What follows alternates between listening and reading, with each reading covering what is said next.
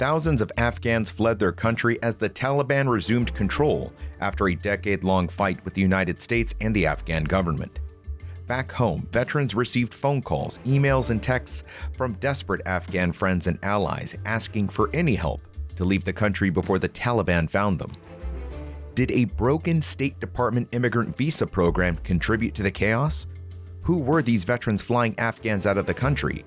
And did ego cost the lives of orphans and other refugees? I'm Rod Rodriguez. I'm Jack Murphy. This is Military Matters.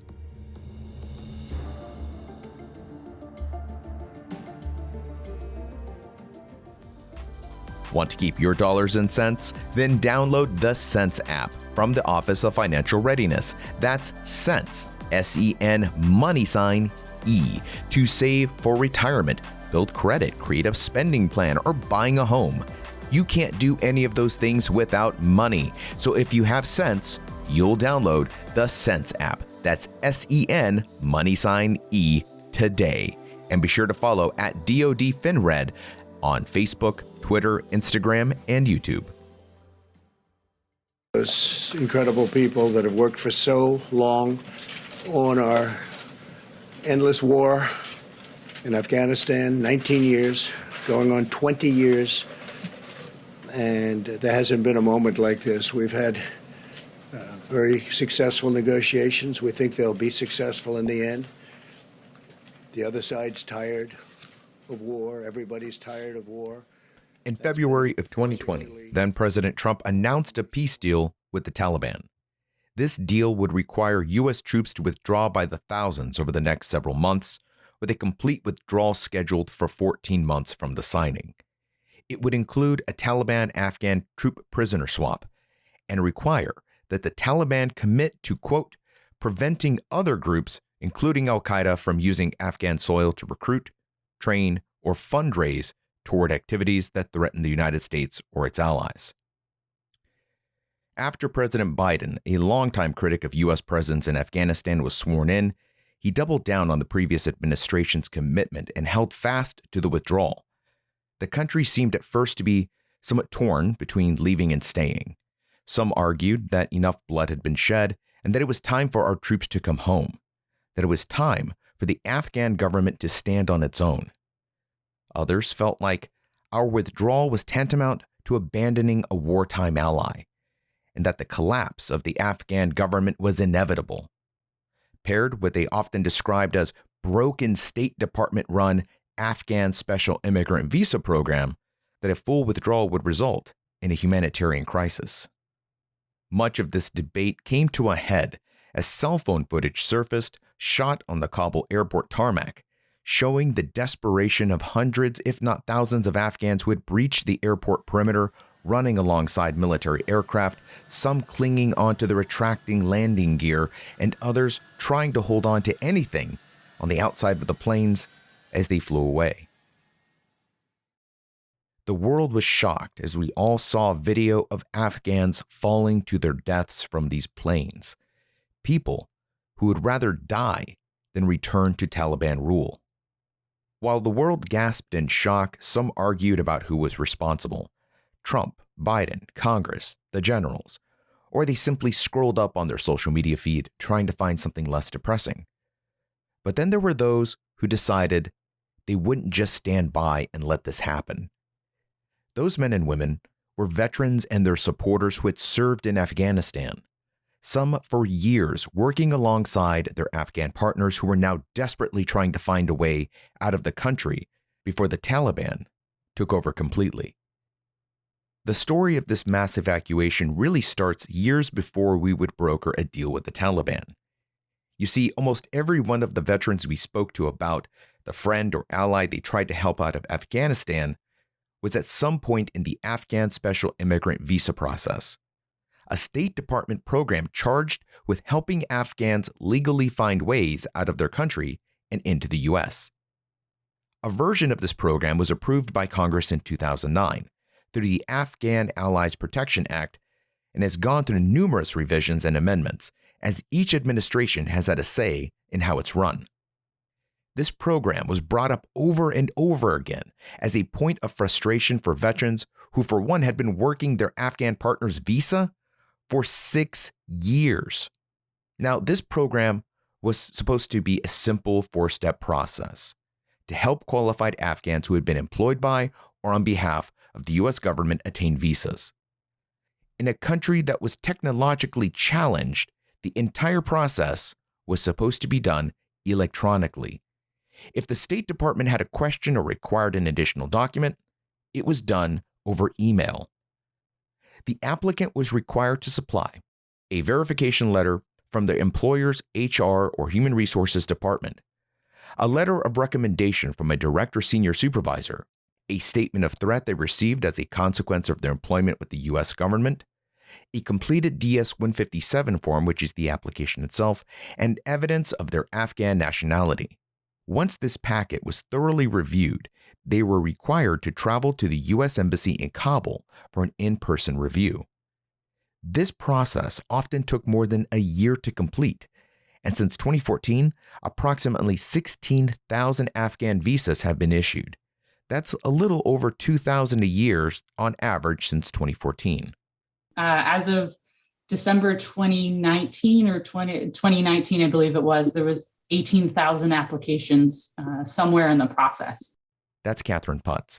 She's the managing editor of The Diplomat, where she's been covering Afghanistan for 7 years and has written extensively on the Afghan SIV program. And that's more than there were available visas. So that sort of gives a picture of the number of people who knew they were in the process, but didn't know if they would get a visa. And so when it came to people rushing to the airport to try to get through, it does not surprise me that it was such a mess, because a lot of people believed that they were eligible, but their visas hadn't been adjudicated yet. And the ability to do that was just nil once the embassy in Kabul had to sort of put all effort into evacuating people instead of conducting visa interviews. But 16,000 issued visas doesn't sound bad, right? I mean, at least 16,000 made it. But how many were authorized to be issued versus the 16,000 that were? The total number of visas allocated since December 2014 is 34,000. So a number of those have been allocated already, but that's the max number authorized so far. So, on the one hand, the State Department never totally fulfilled the number of visas in a given year, but there were points in time, I believe it was 2017, after a number of visas finally cleared the system. Because again, the State Department doesn't control the entire process. So they do their part of it, and then somebody might be stuck in DHS processing or Defense Department. And once those visas clear, that deducts from the cap. And I think the number of available visas went as low as 500 that year. And so that slowed the process down. When you have thousands of people in the application process and you only have a pool of 500 visas, there's a tension between how many do you process at any given time, and are we going to get more next year? Because we don't know. And so, I think this points to one of the key problems, which is the US government does not know how many Afghans are actually eligible for this program. So nobody knows what the total number should ever be. In an ideal world, we would know how many Afghans are actually eligible for this program, allocate that number of visas, and then just work on the process. Because you don't know that answer, it becomes a little bit of a sort of balancing act, but you don't know how much weight is on the other end of the scale. So less than half of the total number of authorized visas were granted, 18,000 in the pipeline, with Afghans unsure of where they were in the process. And the State Department doesn't even really know how many Afghans even qualify for this program. Then there's the question of who qualifies. You see, the Afghan SIV program lists two types of qualifiers: those who were employed in Afghanistan by or on behalf of the U.S. government in Afghanistan, or by the International Security Assistance Force, or ISAF, or a successor mission, in a capacity that required the applicant to serve as an interpreter or translator for U.S. military personnel while traveling off base with U.S. military personnel stationed at ISAF, or to perform activities for the U.S. military personnel stationed at ISAF. So you were either employed by the U.S. government or you were an interpreter translator working for ISAF for the U.S. government. I get it. Translators and interpreters are definitely targets of retribution and reprisal if the Taliban came back into power, or even when they weren't, these folks were still targets, as were their families. But what about Afghan military members or Afghan commandos who weren't employed by the United States, but were instead serving their country alongside U.S. forces, and many other types of occupations that supported U.S. efforts but were not directly employed by the U.S. government? Well, they simply didn't qualify.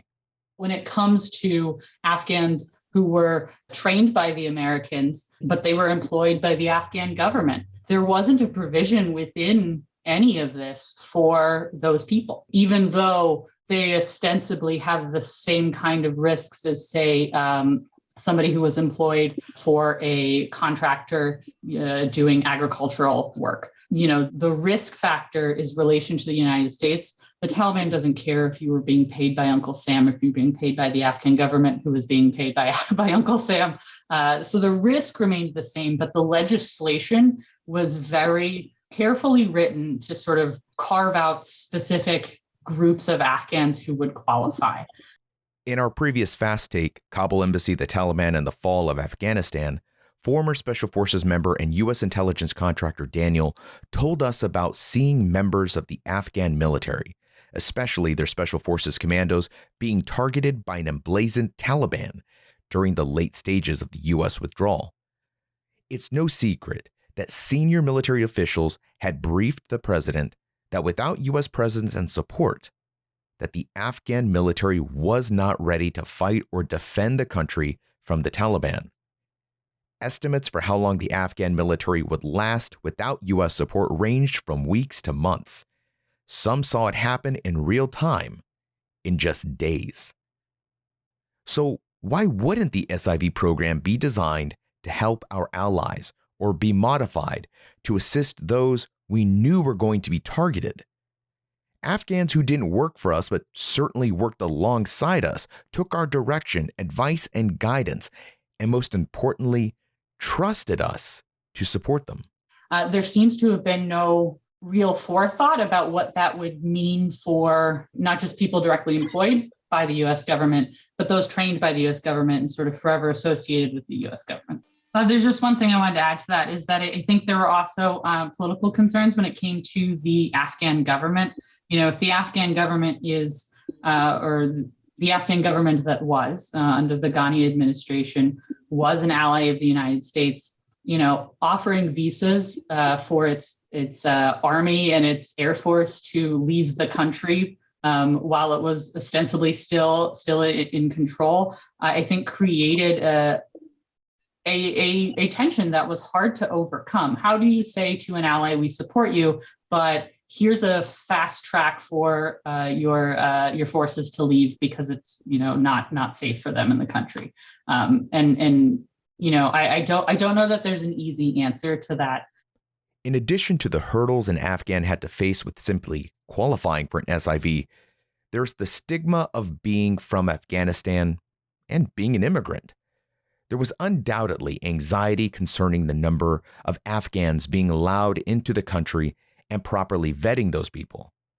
No lawmaker wanted a terrorist action performed by someone who had gone through the SIV program, a program they had voted for or petitioned to be expanded.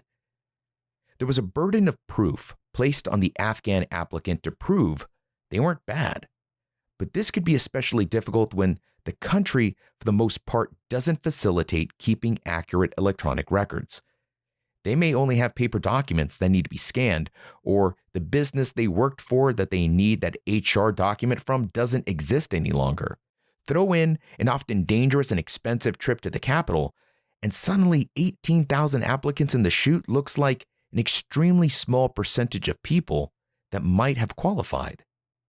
Catherine also points to reports from the Office of the Inspector General, which outlined the results of a review of the SIV program. These reports were publicly but quietly filed away. You can Google it, but it's something you have to know even exists to know to look for it. One of the reports is a short management review, and the other is a full review.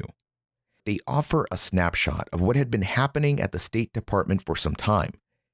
These reports discuss issues concerning the lack of available manpower dedicated to the program. In October of 2019, 12 of the 37 positions at the Kabul embassy's consular section were vacant. So the people who should be doing the paperwork and scheduling the interviews and adjudicating these visas, they weren't there.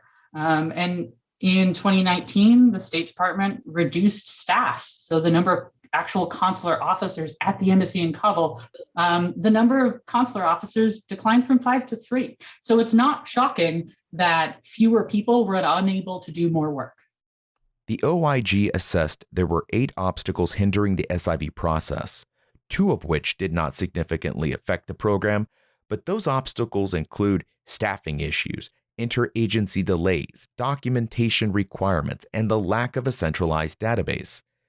Catherine also pointed to an interesting but telling piece of the report found in a footnote.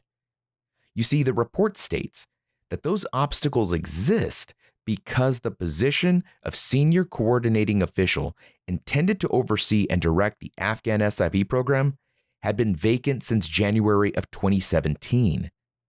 The State Department responded to the recommendation that this position be filled by saying that the position was in fact 2 different positions and that they were both filled. There's a footnote in that part of the report that says that, when they were doing field work and writing and putting together this report, no State Department officials told the OIG that these were 2 different positions and that they were filled. Now, reading through that, what that said to me was, if nobody knows who's in charge of a process, how can that process be efficiently run? If nobody knows who's responsible, is it really a priority? And that to me is sort of the underlying theme of certainly the responses from the officials, the State Department officials, to the recommendations.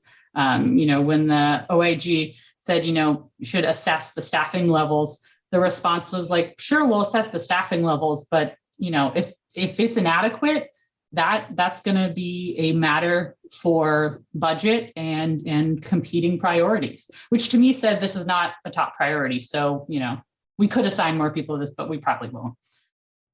So based on all of this, you're probably thinking that the issue is the State Department. As we'll discuss later in the story, they weren't the easiest organization to coordinate with during the evacuations, and they are certainly cemented in bureaucracy, but the blame for how slow the process was, the manning, the budget, the number of visas authorized, well, it's not just their fault exactly. Yeah, so I think it's very easy to peg the State Department with the blame for why this process didn't work.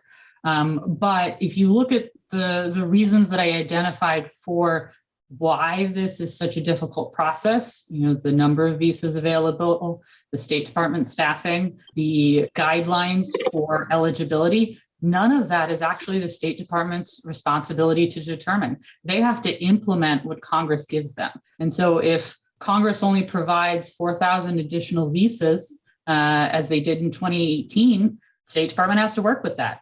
And that has cascading effects on how many visa applications were processed. Because if you only have an additional 4,000, but you've got a queue of 18,000, the math doesn't work.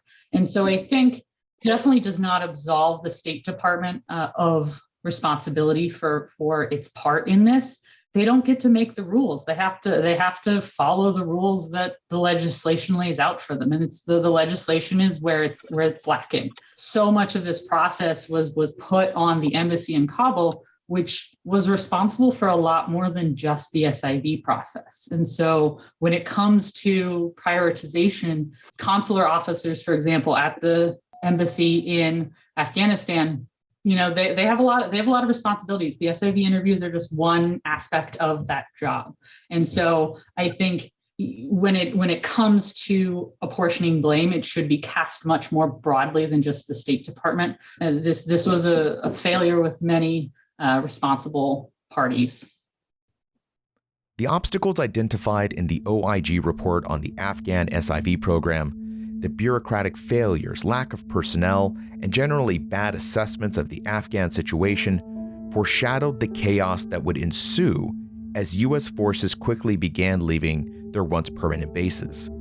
Images flooded the news of Taliban wearing ballistic armor, carrying rifles with optics, riding around in vehicles confiscated from the Afghan military, a military we had trained and equipped. While the Taliban paraded in the streets and played like children on gym equipment abandoned by US forces, families all over the country were desperately trying to figure out what to do next. The SIV program wasn't an option anymore. They couldn't wait for an interview. They couldn't wait for someone to send them an email. The time for paperwork was over. They knew the Taliban would come for them. They knew the Americans had left them. The Taliban were quickly closing in on Afghan soldiers, police, judges, and across the country, it had suddenly become dangerous once again to be a little girl or a woman. Then, like something straight out of a movie, a few veterans with a particular set of skills decided enough was enough. They were going to take matters into their own hands and get their friends and allies out of Afghanistan no matter what. More after the break. Are you a military spouse? MilSpouse Money Mission educates and empowers those whom service members rely on most. So if you're the household 6, captain of the homestead, leader of the domicile, check out MilSpouse Money Mission from the Office of Financial Readiness.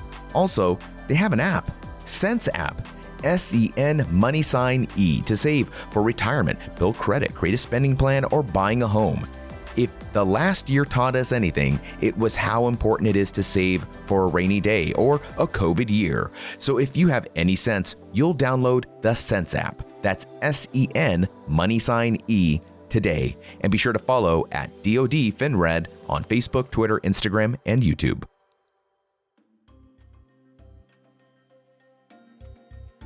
Any hopes for the Afghan government to hold out against the Taliban for weeks or months fell apart when the Afghan president Ashraf Ghani fled the country on August 15th. When the president of your country flees, there's not much hope for the people of the country left behind. With the president gone, the military crumbling, and the Taliban now inside the city of Kabul, the window for escaping the country was quickly closing on everyone. And my immediate reaction is, I have to go get my friend. And so I started working a plan. Dan Stinson and I started working a plan to go get Aziz and his wife and his 6 kids. We raised some money and put a team together of about 12 former special operations guys. And as we're putting the team together, we're watching this thing deteriorate in Afghanistan. We're like, this is going to be bigger than Aziz. That's Chad Robichaux. He's a former recon Marine and the CEO of Mighty Oaks Foundation. He was one of many veterans following along closely to what can only be described as the fall of Afghanistan. As the news reported worsening conditions, his thoughts were to his friend Aziz and his family. He literally saved my life numerous times, saved my friends' lives numerous times, saved so many Americans' lives by his actions in that job. I mean, this guy, like, if we're in the mountains of Afghanistan or in a Taliban-infested village, you know, if it was in the middle of the night and I had to walk around a corner, he would never let me walk around that corner first. He was always going to go first and protect me, keep me safe. And he's just an amazing human being. When I wasn't operating with him, I didn't go back on a base somewhere. I went to his home and I ate dinner with his family and played soccer with his kids. So over these 8 deployments, I became very close to Aziz. He became, my brother, my friend. I love him. And through the years after Afghanistan, I stayed in touch with him. And for the last 6 years, myself and a teammate of mine, Dan Stinson, have been trying to get his SIV visa. And it's just a broken system, especially for those interpreters that worked in the special operations community who didn't have a traditional contract with the government.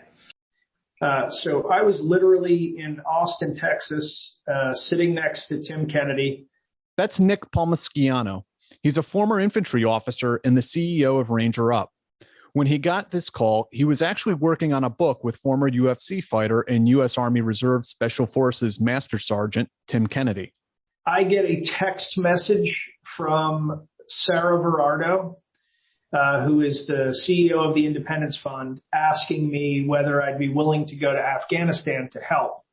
At the same time that Tim Kennedy gets a text from Chad Robichaux asking if he's willing to go to Afghanistan to help. And then shortly thereafter, Chad hits me up. And so we're sitting next to each other going, what the hell what the hell's going on here? Chad's on the phone calling other folks he knew from the special operations community who are also following the Afghan crisis closely. So my level of awareness was high. I was helping out a little bit with like Adam DeMarco and the guys at Allied Airlift 2021. I was passing messages to people, doing what most veterans were doing. So this was at the very beginning of everything. The walls were closing around Kabul. And, so like we're sitting next to each other and, I'm like, what do you think? And Tim, of course, is always like, yeah, if we have a mission, like we don't want to go over there and just hang out and say like, hey, we were there. A gentleman that served with Chad by the name of Dan Stinson had linked up with his buddy, a guy by the name of Joe Robert. And Joe grew up with some high-level folks in our host country. And basically, they said, if you guys come over here, we're going to give you 2 C-17s to use. We actually also were able to get 3 737s. So, just like that, it became real. Chad Robichaux. And so we went to the UAE government because we had some relationships there in our team with the royal family, and we asked for support. And they amazingly came back with more support than we expected to get. They gave us an airfield, 2 C-17 planes, an airstrip to land from, to take off from, let us set up a joint operations center on their base in Abu Dhabi, and gave us access to a humanitarian center staffed with, everything you could imagine, doctors and social workers and counselors and, medicine, food, everything you can imagine to take care of these people, and for 4,100 beds. 36 hours after that first call, Tim and I are on a plane to UAE. They pick us up at the airport, like folks from the UAE military, and they bring us to essentially the equivalent of of our building 4, if that means anything to you, of where infantry officers get training. But theirs is like marble and is gorgeous, and there's ponds running through it, and it's catered, and it's amazing. And I'm like, man, these guys do it right. But they give us a whole jock to use. What Nick is referencing here is a JOC, or a Joint Operations Center. This is what the military would refer to as a hub where decision makers and planners work from to enable operations to take place. Not that we spent a ton of time there at first, because about 2 hours after we landed in UAE, dropped our shit off in our room, we were driving to the airport, a different airport, to fly to HKIA. So Tim and I take an empty plane there. A ground forces dude basically pushes up a ladder to the edge, like a rolling staircase to the edge of the plane.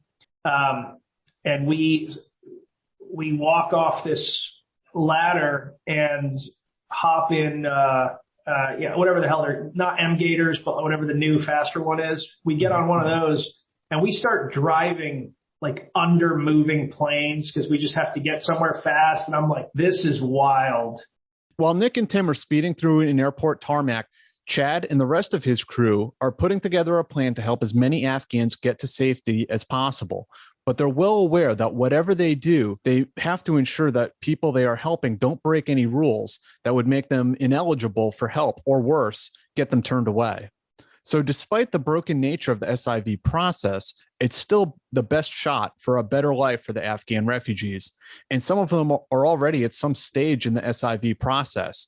So Chad's trying hard to find ways to help them essentially keep their position in the State Department's queue. Well, if you look at the State Department's website, the State Department says if they could get to another country, then they could apply they can continue the application for SIV visas, P1, P2 visas. And so based on the State Department's rules, you simply have to get them to another country. There's lots of laws and that could get you in trouble if you don't do it right. So you have to abide by those laws. So you have to do it legally and ethically. And I'm proud to say that we actually have everything we've done. We have done legally and ethically, and with cooperation of the Joint Chiefs, the DOD, and State Department. OFAC is through the Treasury Department to make sure you're doing things correct. And so we've been following all the rules to do that, and that's very important because I don't want to go to jail. I don't want anybody on our team to go to jail, and two, we don't want these people that we did get out to be sent back because it was done the wrong way. And so it's very complicated, and it's also why we have been working with the State Department and Joint Chiefs. They have not been the easiest people to work with in this because there's a lot of mistakes made in the evacuation. The State Department's never done NEO operation before. They're not equipped to. And so what happened when the State Department was given that NEO operation, they held the embassy, they held the airport like an embassy and treated it like an embassy, meaning it's like the military is now working for the State Department and their security guards. They can't leave. They go help troops. They have to hold a static perimeter. And we were told that we held the airport and we were holding the airport. The truth is the United States was never in control of the airport. The Taliban was given the outer perimeter, and anybody who knows military strategy knows whoever owns the outer perimeter owns the ground space. Taliban controlled that airport from the day the State Department was given that NEO operation. So a NEO operation is a non-combatant evacuation operation. The U.S. military has been training for this since the 1980s and 1990s, and they've executed a number of these missions over the decades. It is usually where the Marine Corps or some other rapid reaction force component of the United States military is spun up quickly to evacuate U.S. citizens from a foreign country. And so this happens in places like Lebanon. We did one of these in Liberia. We did a few of these in Libya in recent years. To some extent, it has happened in Iraq and Yemen as well, where the U.S. military will have to mobilize soldiers and assets to evacuate American citizens from a country that is collapsing or experiencing some sort of turmoil. Usually, this is in the context of a U.S. embassy evacuation. So here we have the problem that the State Department is running what ostensibly should be a U.S. military NEO operation. And some people had complaints about this, but the State Department still had the lead on the entire thing throughout. In the meantime, you had the Taliban controlling the outer perimeter of the airfield in Kabul, which meant that had to be secured. And, the enemy kind of was at the gates throughout the duration of this entire mission. Nick and Tim finally arrive and link up with other members of their group. And basically what we did was, we split off into groups. We had 4 guys, Seaspray, G, Tim, and another gentleman that were spending most of their time running outside the wire, grabbing people. And then there were 4 of us that were on HKIA, basically talking to Gates, talking to the task force, throwing people on planes, making sure that the guys outside the gate were taken care of. And then there were 4 guys that were running out of the host country that were building manifests and talking to DC. And, we were connected to the Joint Chiefs of Staff for getting manifests approved. And so I tell everybody, like, it was one of those things where it was like, hey, will you go? And I said yes. And there were 11 other guys just like me. Everybody except for, Kennedy and Seaspray are there with dad bods. Like, it's not like a bunch of badasses, we worked our asses off. I mean, like nonstop for 10 days, just nonstop, like a ranger school exercise. Like, there was just no time. You were catching naps, whenever there was like a lull in anything. Chad Robichaux. 90% of us had careers in special operations. So, and still connected in, doing work at OGA, at the CIA and government contracts, and still working with these. So we're very connected to the community. So obviously that's a network of knowing people. So there was that. We're not that far removed to where we didn't have those relationships still in place. Secondly, while the military as a whole, the DOD, was probably not a popular thing with us being there and helping, you had to imagine the frustration on the ground to the guys, our service members. They're on this base, the airport. They know American citizens are fighting to get in. They want to go help. They're not allowed to. They're watching the Germans. They're watching the British. They're watching the French go out and get their people when they can. They are, they're military men and women first, but they're also Americans, and they're also patriots that love it and have a duty to want to serve their people. When they seen an opportunity to be able to help in a way that they were not allowed to, they were willing to work with us. And I think this was a scenario where you just seen Americans helping Americans for humans to help humans, and people just wanted to do the right thing. And so I think it was a very uncommon scenario. If I was a military guy on a normal base and some civilians showed up and said, hey, I'm here to help, I'd be like, yeah, go away. But this scenario was just so different. And this is the crazy thing. And anybody in the military, understand that has ever been in the military appreciates this to the nth degree. It was so up there. It was so desperate that they were like, yeah, cool. Like, here's a hangar. They gave us a hangar. They gave us a ramp. They let us land, 5 airframes over and over and over again. And there was like, it wasn't like, hey, let's get you approved or anything. It was just like, hey, you're Nick. I know you from the internet. Thanks for coming. I'm telling you, man, like this dude, total badass, ground forces guy. Like he was like, I know you from the internet. Thanks for coming. That was the first thing that was said to me, and I am a person, like I don't walk around pretending that I am like a cool guy. Like I am known because I made silly videos on the internet, sold t-shirts, and like I'm in this position. And like, like in the back of my head, I'm like, the world is a wild place. But I will tell you, like, all jokes aside, I have never seen the level of desperation that was in HKIA. It's the worst thing I've ever seen. What Nick describes next is horrific, and I'll caution you ahead of time that what he describes is graphic and unsettling.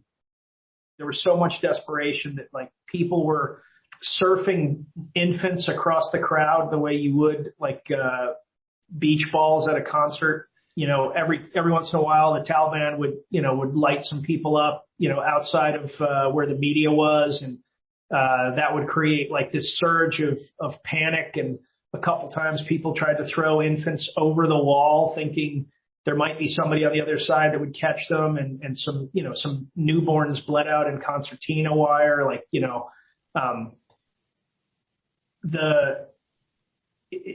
I'm not talking about like for me or for our guys, because we were so busy doing that we didn't absorb a lot of that emotionally. It was like you knew these things were happening, but like you were going. But I am extremely concerned about the 6,000 troops that were stationed on that wall, because they essentially had to play God nonstop for 2 weeks. And like, if you got in, and especially in the early folks that got in, they weren't all SIVs. It was just like pandemonium. And at some point they sealed the gates and there were people inside, and that had nothing to do with us. That was just like the way it was. There were thousands of people that had been inside the gate and no one wanted to kick them out.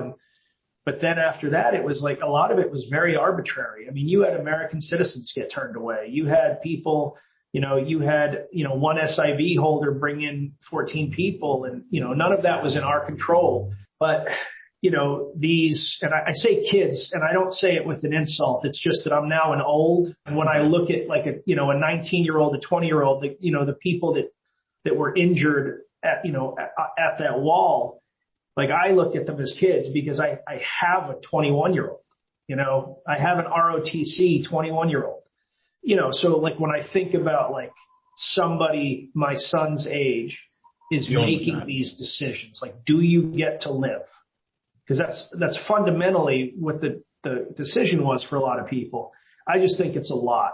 And I really hope that the military, NGOs, families, whoever, proactively look out for these people, because like what they went through, and they couldn't do anything about it. They couldn't leave the gate and go like push the Taliban back. Like they could only do something if the Taliban literally shot at them. So, it was a real bad scene. While some of Chad's crew were working on getting Afghans onto flights, there was a parallel effort to actually get families to the airport, a very dangerous effort that required avoiding the Taliban at all costs, even if it meant wading through underground sewers filled with human waste. Yeah, so those guys, they got into some wild situations. They got chased a few times by the Taliban. They had to basically create rat lines past not only the Taliban but past our own troops, because they had to be undetected, because the Taliban were watching everywhere. So they ended up, one of the most effective rat lines that we had was literally through the sewer system. So they were taking these families, and by the time they got, they linked up with us, everyone's covered in like from the knees down. So Tim took a picture of it, and but when he finally got back to UAE, because he just threw everything away, and he just has this picture of this, slightly bloody, very covered pair of, sometimes we were able to, we bought buses. So we bought 5 buses. Sometimes we were able to just drive those buses right on or right to the gate and then unload. But then other times it was individual families, kids, whatever. And the Taliban had, OPs everywhere. You'd leave the gate and they would start basically paralleling you.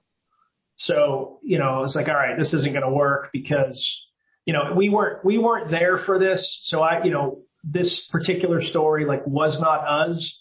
And I won't say who it was, but it was corroborated by a couple people that I spoke with that were there. They grabbed this woman that, that had worked with us, that was a well-known, women's rights activist, and they were walking her, into a U.S. vehicle. And, the Taliban yelled something at her, and she kind of broke away from the guys for a second and yelled something back, only 2 feet ahead of them, they're at the doors of the vehicle and she's at the front hood, and they murked her right on the hood of the vehicle. And basically were daring the dudes to do something. And the guys knew that now that it had already happened, the ROE said there's nothing they can do. If they had drawn on her and them, that's a different story. But Nick wouldn't confirm whether service members were involved in this story, but the rules of engagement he described are in line with those described having been in place during that time frame. Along with Chad's team, there were other groups and organizations led by veterans with similar pedigrees as Chad that were working to get Afghans out of the country. There was lots of cross-organization assistance and a lot of work done with the Department of Defense and the State Department. Despite the positive efforts and good intentions, there was still some criticism about American civilians being there despite their veteran status. Civilians nevertheless operating in a military environment. Chad Robichaux. Yeah, so there's going to be the people that are looking outside and they're like, well, a bunch of just veterans, cowboys that just got on a plane and just flew into Afghanistan and did their own thing. I think if you really think about it for 30 seconds, you'd realize that's not even possible. You can't just land. There was a lot of veterans that tried to just charter a flight and land, and they got turned away. So we had coordination. We were allowed to be there. We were accepted to be there. There were a lot of rules that they wanted us to follow. And there was a lot of disagreements, but with the State Department particularly, because for me saying they want to do it their way, they wasn't doing anything. And so we went in and we had the permissions to be there. Some people on the ground did not like the fact that we were there. Some people did. And but the fact is we were allowed to be there. We had CENTCOM approval to be there, and because of that, we were allowed to be there, and the people that we didn't want us there, we tried to avoid. The people that did want us there and wanted to work with us, we worked with them. Like I said, in 10 days, we had one incident. It was a bad incident. It probably, in my opinion, cost some people their lives. I don't want to make an accusation because I can't say that for sure. But it was because of this, one individual, and I can't say who they are because it's kind of being investigated. But it was one individual that saw what we were doing, did not like the fact that they were there, and and tried to shut us down and send people away that was already safe and secure, including Americans and children. The incident Chad's referring to would take on a life of its own on social media because at the center of it was Tim Kennedy. Tim Kennedy is a special forces soldier and a former UFC fighter, and he is controversial in some segments of the special operations community. I think probably it has more to do with his social media presence than anything. Some people just see him as a spotlighter or a showboater. And, you know, I don't have any reason to dislike Kennedy myself or any real criticism of him. But I think, again, if you do look at his social media presence, he doesn't exactly come across as the quiet professional. And that can certainly bring a little bit of heat down on yourself. Usually, like, Tim gets in trouble. It's because Tim, you know, ran his mouth, and he's who he is. He is a good dude. Like, I would not be best friends with this guy if he wasn't just a great human being. And we had a mission where we loaded up 500 orphans onto buses that we purchased. We also had Christians. We had 50 American citizens. And, you know, people say, why Christians? It's because they're persecuted and they were going to get killed. 50 American citizens and families of the crews of the Cam Air flights that were running for us. So, you know, part of our deal with the Cam Air pilots was, you know, we'll fly into this situation over and over again, but you get our families out. Like, so, you know, over the sat phone, Tim calls, we got him. Like, we have everybody, we're heading our way. And then he gets on. Now, at this point, I had just flown 400 people back to UAE. So I'm in UAE waiting for the next flight back to HKIA. And but I'm talking to him on the sat phone, and he's like, I'm on base, we're good. And like, we literally in UAE, like, you know, at that point there were 7 of us there. We're like celebrating. It was the Super Bowl because we knew that we were getting close. We knew we weren't going to be able to evacuate people all the way up to the 31st deadline. We knew that. We knew it. We could feel it was closing. The window was closing. But like, that was the big win. All these kids, you know, and this colonel sees these buses, and, you know, I try very hard not to judge people too harshly, because I don't know what he knew. You know, I mean, the bombing happened only a few hours later. So maybe he knew there was a bomb threat. Maybe he was worried about his guys. Like it's not for me to say, but he lost his shit on our guys. And our guys had coordinated this. Like, you know, we weren't just allowed to do whatever we wanted. You know what I mean? Like, this was coordinated with State Department. And so these buses full of kids, you know, and American citizens are on base, and he's like, I want them out of here.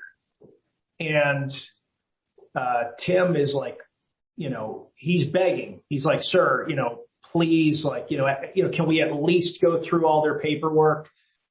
You know, there's Americans, like we have 50 American passports. And he goes to Tim, like, this isn't the Tim Kennedy show. This is my show.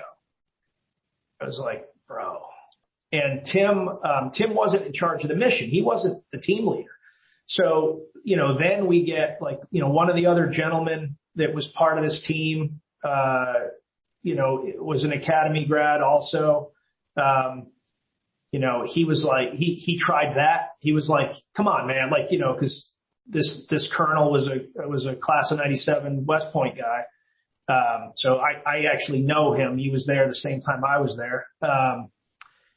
And he was like, come on, man. Like, you know, I'm West Point. Like, this isn't, we're not just messing around. Like, this is who approved these people, you know, like we ran this through Joint Chiefs.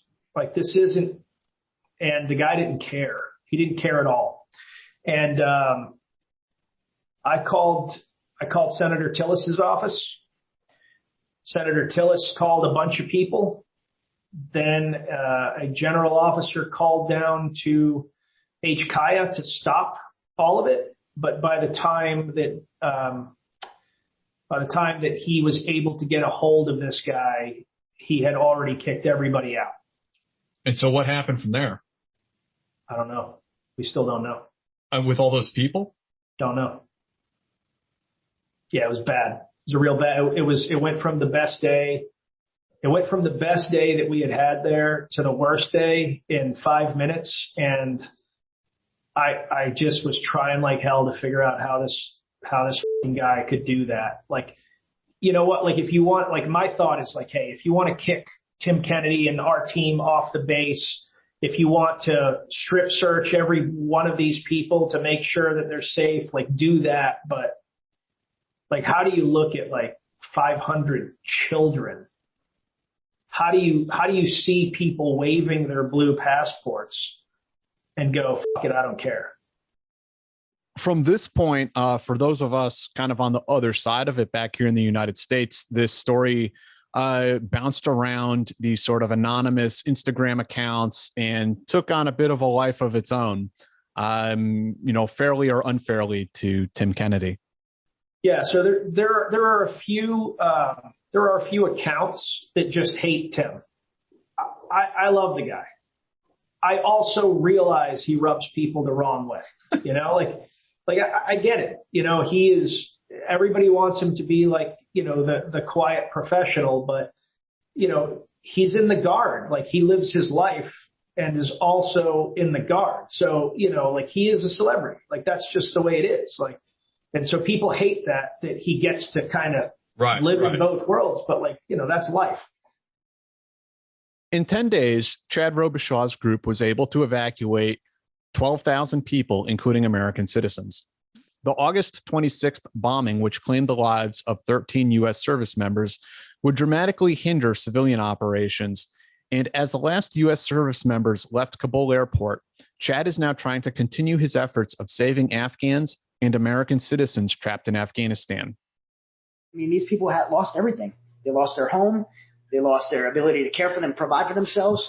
Many of them, we told them to pack a backpack. Many of them don't even have that backpack. They have their clothes. So we have to make sure they go from a home to a new home and a new hope and a new beginning with dignity and respect. So that's why we're involved in the humanitarian process. We want to make sure the process is done right. They're treated with dignity and respect, and they're welcomed into America. So there's that piece. And then there's another piece that we have to look at moving forward, and that's our veterans. So many veterans, like I said, 77% of veterans believe that we should be helping our Afghan allies. Many of those are people who served with veterans, served in Afghanistan, and the Afghanistan community, the U.S. military Afghan community is hurt over this. I mean, many of them are dealing with major depression because why did I serve? Why did I lose my legs? Why did I lose my friend?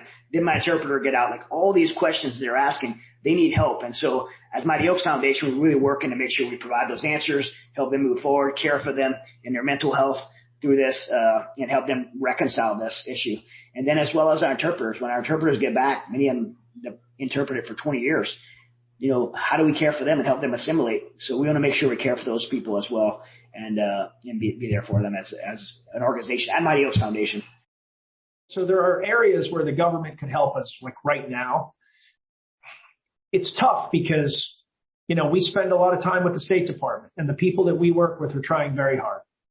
You know, we spend a lot of time with DOD, and the people that we work with are trying very hard. You know, if the government didn't want to help, we would not exist. We would just be illegal, right? So, you know, I have a lot of appreciation for, you know, the private-public partnership that they're allowing. I would love to see more clear support around some areas. Like, for example, can the government just provide planes? It's the number one cost that all of these NGOs are like, I mean, even some of these NGOs have raised serious money, but, $500K a pop, like that money goes quickly, right? So like, can the government just provide planes? That would help. Or waive those refugee fees. I mean, what legitimate Afghan political or war refugee can pay $575? Come on. Nobody. Yeah. So, I don't want to go after the same people that are helping us. And you also have to, when you say State Department, that's a lot of different people. When you say government, that's a lot of different people. And so, Congress can act, the Senate can act. I know that there are people like, again, I'm not a political guy, but Senator Tillis has been awesome. Like Senator Tillis has gone out of his way to help any way that he could. And, he has been asking nonstop for additional support. It's not a partisan thing. Like, there hasn't been this overwhelming support from Congress. And my feeling is that if Congress isn't going to get actively involved in making this something they want to solve, then it's not going to get solved. And, I think this is where you get into like media and the power of media. So, you've got people that want it to just go away on one side because, fair or unfair, it's widely considered a failure and it's getting hung around the administration's neck, right? So then you've got the other half that is, you've got a bunch of people on the other half that are saying, we shouldn't be taking in Afghans. They're going to, create a jihad in our country, like just the nonsense. Like, so like, I don't think anybody that is a pure politician, like this isn't worth their time. So to this day, Nick and others, people who have been involved in various evacuation efforts, Digital Dunkirk, and others continue to have liaisons with the State Department. They do weekly Zoom calls and they do work, a lot of it behind the scenes, to help people get out of Afghanistan, to help our allies get out of Afghanistan in various ways, some catching flights out, some traveling overland, the specifics of which they certainly have the reasons for not disclosing at the moment. And in the next episode, we're going to get into some of those other parallel efforts, including so-called Pineapple Express with former Special Forces officer Scott Mann. And we are also going to be talking to Mick Mulroy, a former CIA paramilitary operations officer who was involved with Digital Dunkirk. This episode was written and produced by Rod Rodriguez with assistance from Jack Murphy. We want to thank Catherine Putz, Chad Robichaux, and Nick Palmisciano for their time and help telling this amazing story. You can find links to their social media and to Save Our Allies in the show notes.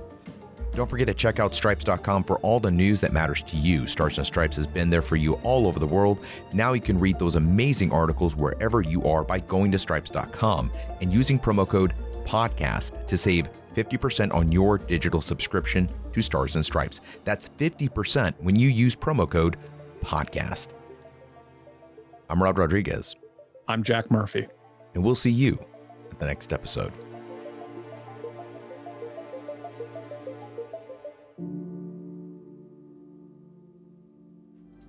Did you know that the Office of Financial Readiness has an app? Download Sense App. That's SEN $E. Sense App has the information you need for saving for retirement, building credit, creating a spending plan, or buying a home. FinRed has the tools you need. Download Sense App for tips on the go and follow at DoD FinRed on Facebook, Twitter, Instagram, and YouTube.